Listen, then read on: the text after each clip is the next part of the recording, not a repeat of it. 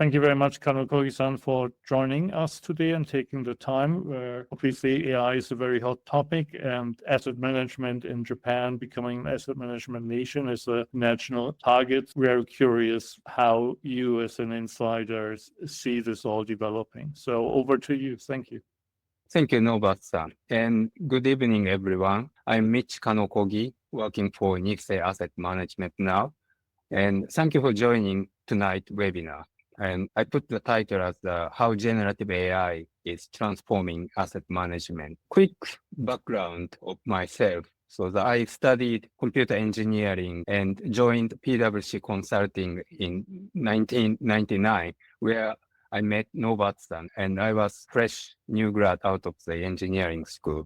After that, my career was a mix of consulting and asset management. The recent focus is on asset management side. I've been working for Nissay Asset Management for over 4 years now. My primary responsibility is for the digital transformation of my company, and my primary focus is applying generative AI to our asset management business. I wrote this book, How Generative AI is Transforming Asset Management, and it was published January this year. Okay, let's begin. I have 4 parts tonight. And the first is the introduction, the impact of Gen AI and impact of Gen AI for asset management company. AI has been around for the 40, 50 years now, depending on the definition. But I do think the recent AI, the generative AI or LLM, large language model, it's quite different from the previous version of AI. So why this AI is different? So I think the 2 words, usability and versatility. So anyone who can type can now benefit from the cutting edge or state-of-the-art large language models. And they can work across languages, formats, and jobs. This is a big break from the past AI that require the coding skills.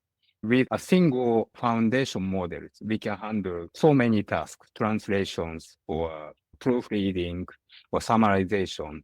But the previous version of the natural language processing AIs, we have to purposely build the specific AIs, and we have to model the neural network and train the model with the specific training data. But now you can use the GPT 4.1, 4.3 or Claude model for various tasks. So this is what economists call the general purpose technology. There's a list of 24 technologies for the whole human history that affect an entire economy, usually at the global level. So it starts from the domestication of plants and animals, and steam engines, railways, and more recently, the computers or internet counted as general purpose technologies. And this paper is about the recent GPT, which is the ChatGPT, generative pre-trained transformer. It's likely a 25th general purpose technology. The adoption will therefore be very vast and fast. Inside an asset manager, so this is the org chart of the Nissay Asset Management. Generative AI reaches far beyond quants, who was the preliminary beneficiary of the previous version of AI. So investment teams, operations, compliance, even HR, or even the president himself can benefit from the generative AI.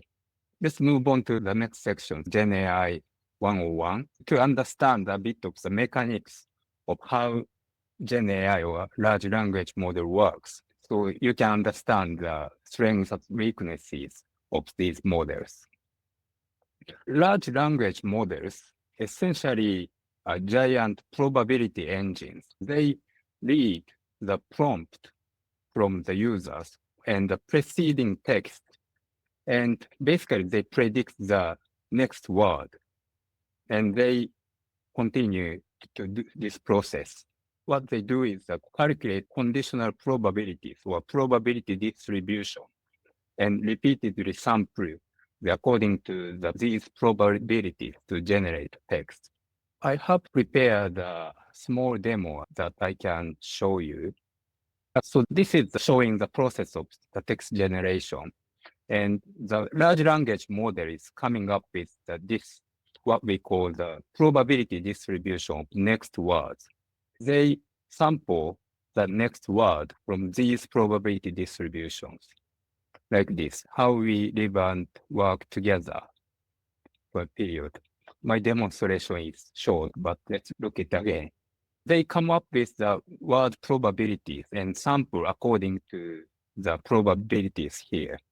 And that's how they generate text.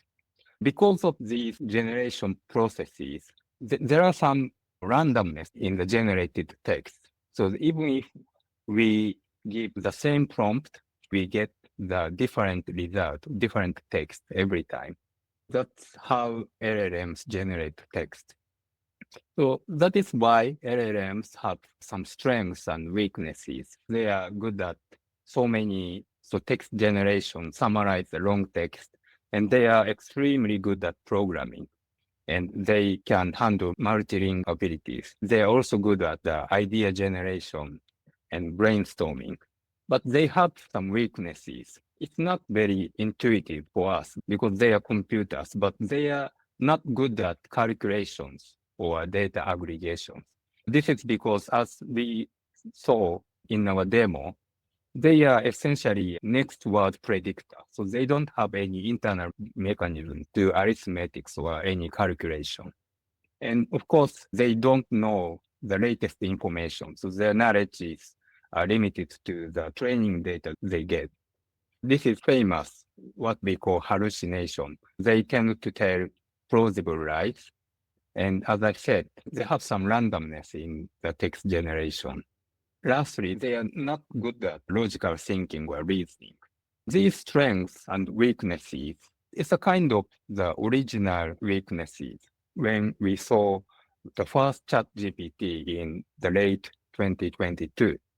But since then, they had some improvement in the application or implementation of these LLMs. The model itself have improved. So these weaknesses are being dealt in many ways.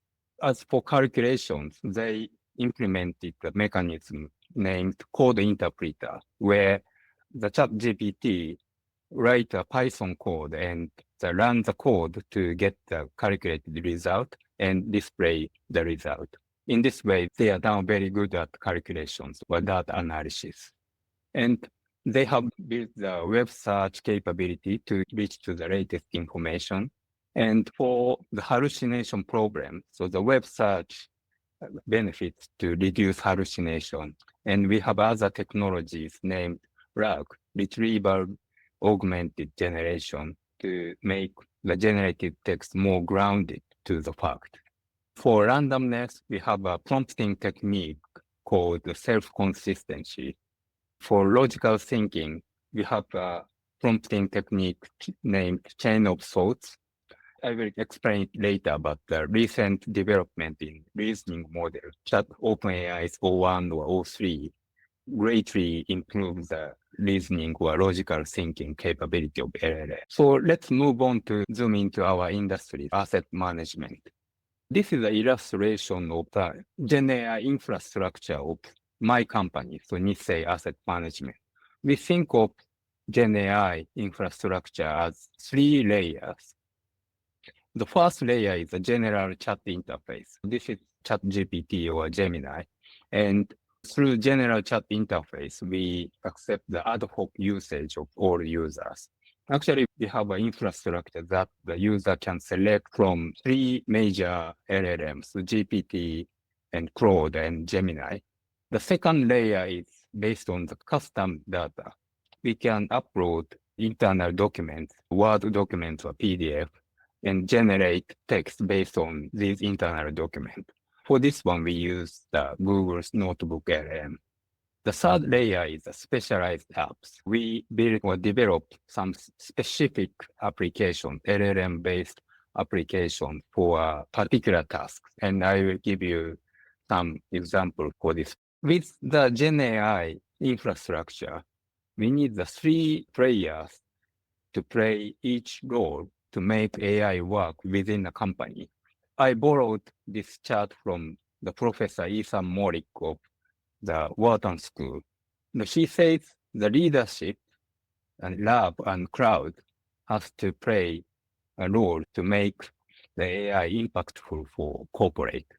The leadership, basically, they need to set vision and guardrails. And lab is something like myself for the people who are responsible for digital transformation. So we are in charge of prototyping or preparing infrastructure for the crowd. The crowd is basically all employees. They are the ones who come up with the actual transformation because the Gen AI technology is for everyone. So everyone has to experiment with their own work on how they can utilize AI in their own business process. Speaking of leadership's role, this is a kind of extreme example of leadership role. I took it from last month's Bloomberg News, and he is the CEO of Norwegian Sovereign Wealth Fund. And he now says that it can't be voluntary to use AI. If you don't use it, you will never be promoted or you won't get a job. I think this is an extreme shape of leadership. But one of the leaders' responsibilities is to demonstrate how AI should be used or share the vivid AI vision. Another example of the leadership's role is what we did in our company. We conducted hands-on lectures for all company executives. We have 20 executives in Nissay Asset Management, and we hold 3 one-hour sessions for executives to really get the hands-on experience to use Gen AI. Let them use Gen AI to understand the strengths and weaknesses through mock exercises. We asked each executive to make a presentation to the president on how they can utilize this technology in their own area of business. So this is the one example of the top-down initiative. As a bottom-up initiative, we appointed a total of 55 what we call Gen AI navigators. They are basically evangelists within each team to conduct the knowledge transfers and identify use cases within each department. Through the top-down and bottom-up initiative, we managed to improve the usage rate, and our monthly active users over 80%. These are the use cases of generative AIs in asset management business. Of course, these are non-exclusive lists. We can find new use cases on daily basis. With all employees experimenting AI for their daily jobs, we can find the new use cases day to day. To give you some examples, some investment front office people are using the Gen AI to write a code to process the capital call notifications for the private investment fund.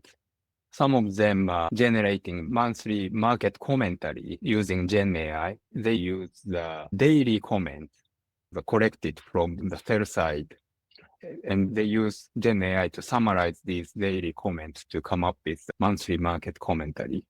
Of course, legal and compliance department is using Gen AI extensively. They use Gen AI for the detection of insider information. They are monitoring telephone calls of our analysts and portfolio managers to detect insider information. Now they are using Gen AI for this purpose. This is one example of the top of our infrastructure, the specified the tool, LLM tool. We have developed ESG interview assist, a custom-built application to analyze the corporate disclosures, like annual reports or sustainability reports.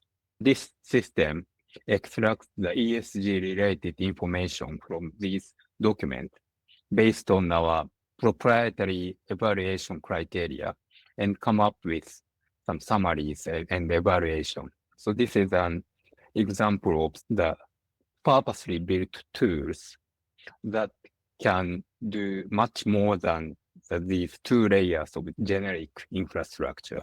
It will briefly touch on the risk of generative AIs because some companies have difficulty in promoting the use of Gen AI because of the concerns on these risks. I think the risk of applying the generative AI for company have mainly three parts, and the risk of information leakage and the generation of inaccurate or inappropriate content and risk of copyright violation. I do think we have mitigation for each.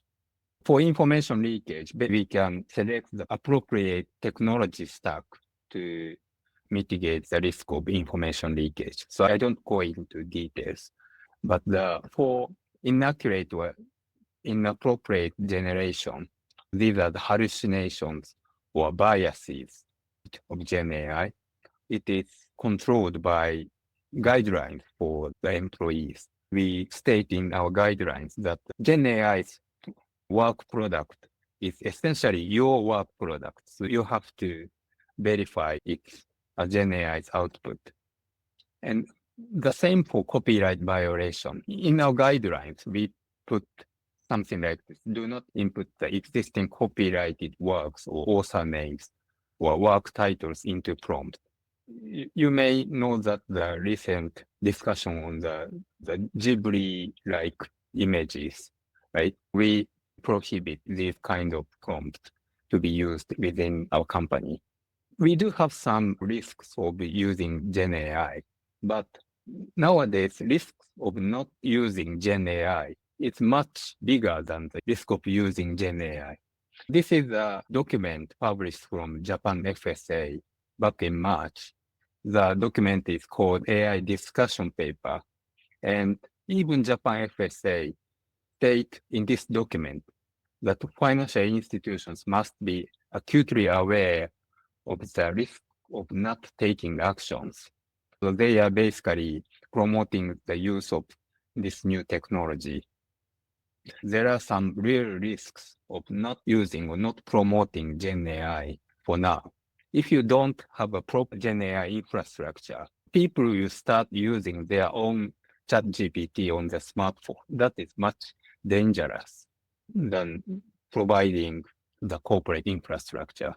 Of course, there will be some implications for talent acquisition and retention. Nowadays, people don't want to work in a company that will prohibit the AI usage, right? And especially there is an implications on competitive advantage. The last part, let's look at the future of asset management. Late last year, we saw some paradigm shift in Gen AI. That is called test time scaling or inference time scaling. These are new types of large language models like OpenAI's O1, O3, or Claude 3.7 or Gemini 2.5. These models think carefully before answering. They use more computing time and computing power before generating their answers. This leads to the kind of dramatic improvement in the LLM's abilities. This chart illustrates the performance of reasoning model. This is kind of benchmark testing of LLMs. So the Google proof Q&A, and this is a PhD level question and answers for the scientific topics. And we saw a huge improvement in the performance once we got this reasoning model like O1 and O3. And this improvement in LLM's ability for reasoning or planning or logical thinking expand the potential of AI agents, which became a buzzword in this year. The previous version of Gen AI responds to user prompts, or at best, they can ground their answers using the RAG technology based on the internal documents. But with the new types of LLM, AI can now act like an agent, because they can now reach to the company data or internal systems or external systems through API. They can handle the much more complex task than the previous version of LMs. These developments have led to a particularly impressive new functions, which is deep research. Many of you have seen this development. OpenAI have released its deep research capability in February this year. This is a specifically trained O3-based model, which is good at web browsing and reasoning tasks. So they search the web for 10, 15 minutes and gather so much information to come up with a very comprehensive report. This research capability is quite impressive, I think. This has big implications for our company's investment process, actually. And I do think our investment analyst work will change dramatically in the era of deep research, because if the information is public and can be reached through internet, deep research can collect and analyze this public information much efficiently than humans. They can do it in 10, 15 minutes compared to the average level human analyst that may take 1 or 2 days. In the era of deep research, what's left for human analysts for the investment analysis? I think it's more softer side of the process. That is, for example, accessing the private information and insights that exist only in people's head. So now the humans needs to exercise their interview skills or communication abilities for the interviewing with the corporate management. And they need to build trust to get the proper information. In addition, human analysts need to exercise the 5 senses or feel the vibes or atmosphere when they visit the corporate or when they attend the investor relations meetings. They need to exercise any senses that these AIs cannot exercise. Another challenge I think we have for the era of Gen AI is how to train our investment analyst. Because I think the ability to ask appropriate questions to AI or expertise to critically review AI's output, the necessary features for human analysts. But these skills require some experience to acquire, and it's very difficult for the deep research era. Developing junior analysts will be a challenge because the senior analyst can do the work with deep research much more efficiently than asking junior analysts to do the work. So we don't have a clear answer for this question, but I think this challenge will be posed to any part of the work, not only for the analyst. I think AI can play some role of training or coaching junior analysts. There is a possibility of using AI for the training, the junior staff for this one. That's the end of my presentation. Thank you for listening, and I now ask for the questions, opinions, or discussions. Thank you very much, Kanokogi-san. I've got quite a few questions written down, but if anybody in the audience wants to go first, please raise your hand. Connor is asking, what is the cost of AI licenses that you use at Nissay Asset Management? The cost of this infrastructure and the use of Gen AI. I said that we have a choice from the OpenAI, Claude, and Gemini model. To be more specific, we have built an internal or proprietary infrastructure to use OpenAI and Claude models through API. We pay these two LLM providers based on the usage of API. So based on the volume of our prompts and responses.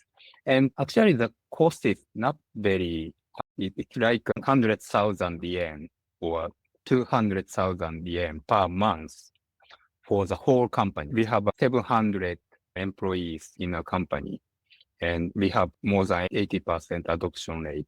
but the API cost is still that range.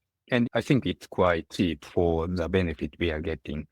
Actually, for Gemini, the story is different because as a corporate, we use the Google Workspace as an office suite. So we use email for email and we use Google Calendar. And with some 10-20% additional payment, we can use the Gemini Advanced, the AI functionalities. So basically, that's the cost we are paying. Maybe a follow-up to that is you're saying it's relatively cheap for the benefits that you're getting. And obviously the macro picture in Japan is that we have this at least perceived labor shortages. So do you have a sense developed already what level of productivity improvements you're getting? So let's say you had an analyst department of 10 people. Could you do the same work with 7 or could you manage 30% more? What's your sense at the stage you're at currently? That's the difficult part to quantify, right? We are the Japanese company and it's really difficult for us to fire any people, even if we get the productivity improvement. But I do think in our rough estimate, we get something around 30-minute productivity gains per day for each employee. And we come up with annual cost savings. So we can come up with these kind of estimates.